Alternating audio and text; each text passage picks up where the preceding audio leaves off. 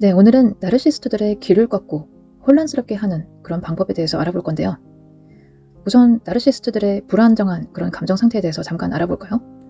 나르시스트들은 강약, 약강입니다. 강하다고 생각되는 자에게 약하게, 자기보다 약하다고 생각하는 자에게 강하게 나갑니다. 나르시스트들은 열등감과 두려움의 결정체입니다. 그래서 강하다고 생각하는 사람은 눈치를 보고 약하다고 생각하는 사람은 쉽게 넘어올 거라고 생각합니다. 이런 행동의 모든 배경에는 어렸을 때 생긴 트라우마가 있을 수 있습니다. 하지만 이것이 그들을 불쌍히 여기는 동기가 되어서는 안 됩니다. 왜냐하면 그들은 어른이고 어릴 적 트라우마가 있다고 해서 비상식적인 행동을 하고 다니는 것이 정당화되어서는 안 되는 거죠. 핑계입니다. 부정적 감정을 내적 성숙을 통해 잘 소화하지 못하고 자기 조절 능력을 배울 기회조차 아주 적극적으로 피한 사람들입니다. 남에 대해 공감하려고 하는 마음이나 의도도 없고 죄책감도 없습니다. 우리가 이런 내적 성숙을 하지 못한 어른들에 대해서 연민을 느끼거나 한다면 이 사람들은 그 감정을 이용할 뿐입니다. 이것은 나르시스트 자기 스스로가 만든 심리적 방어 기제이고 굳어진 메커니즘이라서 아무리 해도 고쳐지지 않습니다. 자기 스스로의 고칠 의지와 자각이 없다면 말이죠. 나르시스트들은 자기 말을 절대적으로 복종해줄 사람, 자기의 감정의 기복을 참아줄 사람, 자기를 대단하고 매력적인 사람으로 취급해줄 사람을 찾습니다. 자기 말을 잘 듣는 그런 자기 의견 없는 NPC를 찾을 뿐입니다. 당신은 아무것도 얻는 것이 없습니다. 메말라갈 뿐입니다. 그래서 오늘은 이런 나르시스트들의 길을 꺾어버리고 혼란스럽게 하는 방법에 대해서 이야기해 볼 거예요. 첫 번째는 무시입니다. 이렇게 해도 무시, 저렇게 해도 무시하세요. 무시는 무반응, 무관심이랑 가까운데요. 조금 다르죠. 무시하는 거는 좀 더 적극적인 태도로 상대방의 의도를 꿰뚫고 차단하는 것입니다. 당신을 이용하려고 한다든가 까내린다던가 차갑게 한다던가 화를 낸다던가 이런다면 그것을 그냥 무시하세요. 무시하는 방법은 간단합니다. 그냥 코웃음 치세요. 나르시스트들은 자기가 뭔가 대단하고 힘있는 사람인 줄 압니다. 우리는 알죠. 그렇지 않다는 것을. 당신에게 상처 주는 말을 한다든가 이상하게 비꼬는 말을 한다면 코웃음 치거나 웃으면서 우아하게 무시하세요. 일일이 상대하지 마시고요. 집에 가면 그냥 잊어버리시고요. 두 번째는 경청하지 마세요. 우리가 남의 이야기를 들을 때 기본적으로 잘 들어주려고 하겠죠. 하지만 나르시스트가 하는 말은 집중해서 듣지 마세요. 들으면 들을수록 딱 두 가지입니다. 자기 과시 아니면 자기 연민입니다.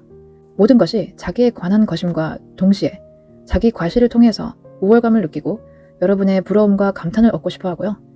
자기 연민이 담긴 이런 이야기를 통해서 여러분의 동정을 얻고 마음을 얻어서 결국엔 자기 말을 잘 듣게 하고 싶어서 그러는 거니까요.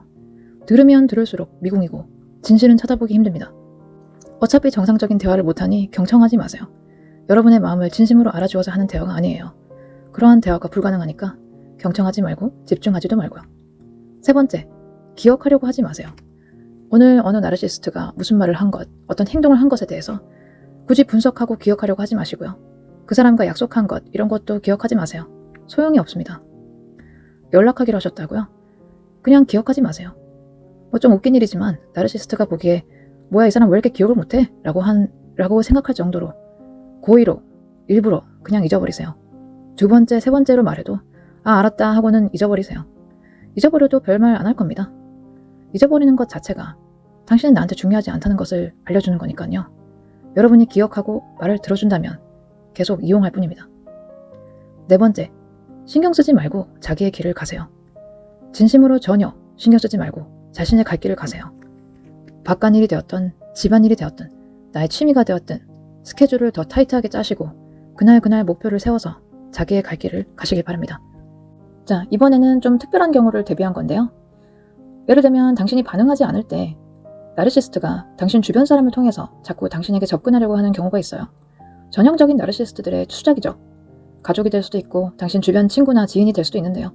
그럴 땐 가족과 친구들에게 충분히 소통을 하시길 바래요. 이 사람 나르시스트다 이렇게 말하시지는 말고요. 이 사람은 나한테 직접 접근할 용기도 없고 직접 접근할 수 없으니 이 사람은 나한테 직접 말할 용기가 없으니 당신들을 괴롭히는 거다. 이렇게 말을 해두시고요. 직접 만나게 된다면 나한테 직접 말하지 그래. 내가 그렇게 무서워? 라고 한 번쯤 반응을 하시고요. 그 후로도 계속 다른 사람을 통해서 당신에게 위협을 주고 자기가 이렇게까지 힘이 있다는 것을 여러분이 알게 하고 자기에게 돌아오도록 하려고 할 거예요. 이 또한 계속 무시하세요. 자존심 상해서 그만둘 겁니다. 또 다른 특별한 경우가 있는데요. 이거는 예를 들면 이 모든 것이 직장이나 학교에서 일어나고 있다. 이런 경우인데요.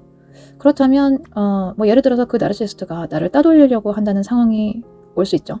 어떤 다른 사람들을 설득해서 나를 따돌리려고 한다는 그런 상황이 올 수 있죠. 그러면 두려워하지 마시고 자기 갈 길을 계속 가시길 바래요.